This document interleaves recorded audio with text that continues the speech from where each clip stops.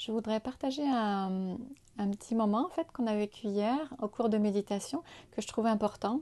Alors, parce que peut-être ça peut correspondre à d'autres personnes qui pourraient se poser les mêmes questions. Je parlais de notre perception en fait et je faisais ce parallèle en fait avec cette image que en fait on est un peu comme une page blanche. Euh, Souvent, on porte attention juste aux lettres qui sont inscrites sur la page blanche, aux mots, au sens, ça peut nous donner des émotions, il peut y avoir des pensées qui, en lisant ces mots, ces lettres, qui peuvent être dans différentes langues, ça peut être écrit de différentes façons, de façon humoristique, ou en tout cas, ça peut générer toutes sortes de pensées ou d'émotions en nous, et on ne porte pas attention à la page blanche.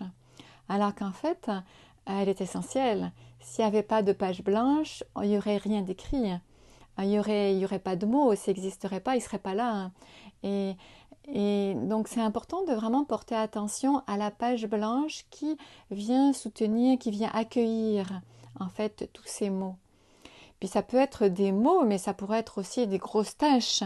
Ça peut être des belles images, des belles couleurs, ça pourrait être un beau dessin, ça pourrait être n'importe quoi. C'est un peu comme tout ce qui se passe dans notre vie. De temps en temps, on peut avoir des émotions agréables ou désagréables. Comme là, ça pourrait être un gribouillon, il pourrait y avoir de la violence. Ça peut générer plein de choses en nous. Mais ce qu'il faut voir, c'est qu'il n'y a pas seulement ces événements-là, comme les lettres ou les dessins qui apparaissent sur la page blanche, mais en fait, ce qu'on a vraiment, c'est cet accueil, comme la page blanche qui accueille tout inconditionnellement. Elle refuse pas certains mots, certains sentiments, certaines émotions, certaines pensées. Elle accueille tout sans jugement, sans critique. Tout est possible. N'importe quel dessin, n'importe quelle couleur, n'importe quelle forme, tout est accueilli. Et, et donc c'est ce qu'on est, donc cet accueil inconditionnel, illimité, et aussi qui accueille donc tout ça. Donc il y a aussi toutes ces émotions qui nous traversent, ou des sensations physiques, ça peut être des fois de la douleur, ça peut être aussi agréable. Donc il y a tout ça qui se passe, et puis on est tout ça à la fois. Alors voilà ce que j'expliquais. Et puis donc une élève a dit, mais qu'elle en fait, elle a été récemment à un cours de yoga, où à la fin, la professeure avait salué, puis donc tout le monde avait fait ensemble, donc simplement en disant euh, que, je ne sais pas les mots exacts, mais que je vois que l'amour, que mes paroles expriment que de l'amour et que mon cœur s'ouvre à tout ce qui est. Mais c'est pas exactement les mots, c'était ça. Même des fois, si on met les mains sur notre cœur, on peut ressentir plus d'amour, on se reconnecte un peu à cet amour qui est là. Donc oui, ces mots, que je ne vois que l'amour, que je ne ressente que l'amour, ça peut nous parler, ça peut nous toucher. Et puis elle me disait, mais quel est le lien entre cet amour que je ressens, qui me touche, et puis la page blanche? Alors c'est une bonne question. Euh, En fait, c'est un peu la même chose. Ce qu'il faut faire attention, c'est quand on dit amour, souvent, on a un amour qui est conditionnel, qui est limité à certaines personnes, ou ça peut être pour un animal même, ou à certaines conditions. Quand on est en vacances, au bord de la mer, là, on se sent plein d'amour. Et puis, il y a d'autres moments qui sont plus difficiles, à l'hôpital, ou quand on souffre, c'est plus difficile de ressentir l'amour. Alors, oui, qu'on peut faire des mouvements, il y a des gestes qui peuvent nous aider à ressentir cet amour qui est là à l'intérieur de nous. Donc il ne faut pas toujours chercher à l'extérieur, mériter l'amour de quelqu'un.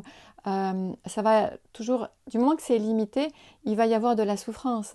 Parce on va avoir l'impression qu'on le perd, qu'on va vouloir le retrouver.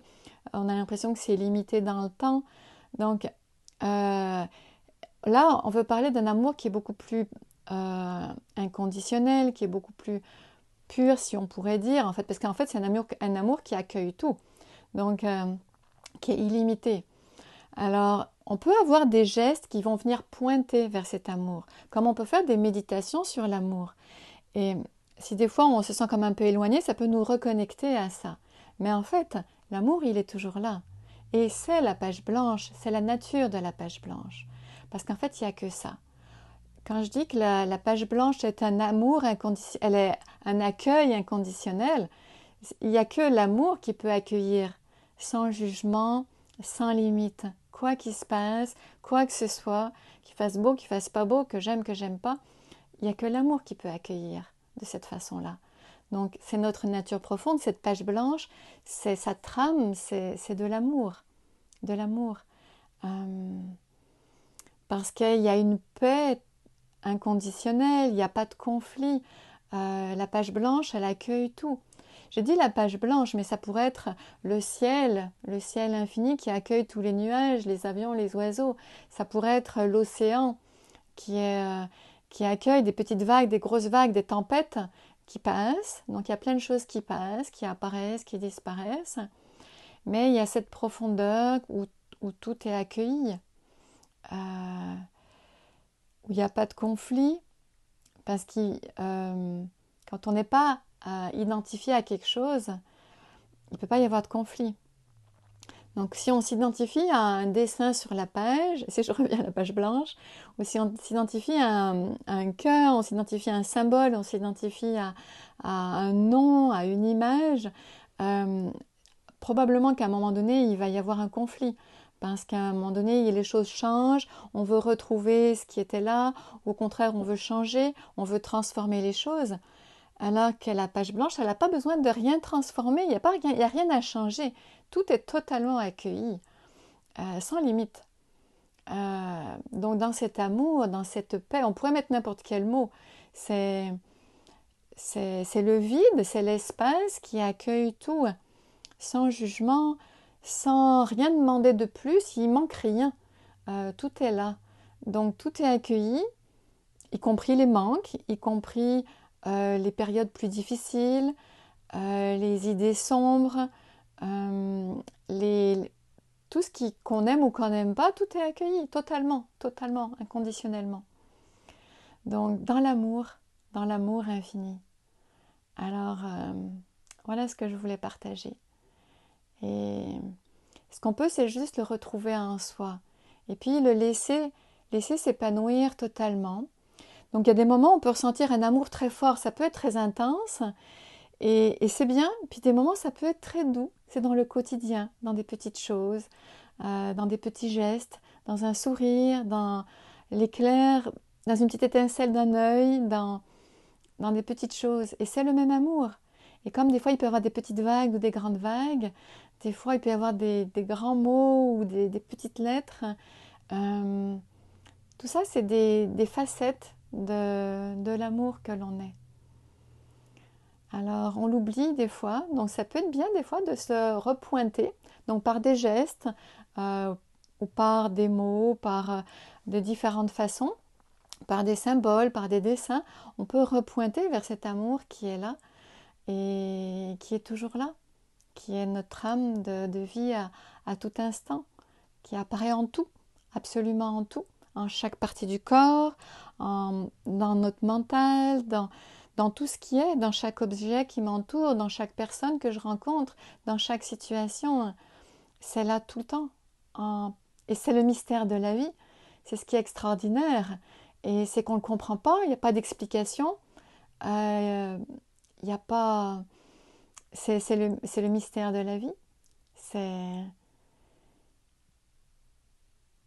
ce qui coule en nous, c'est tout ce qu'on est.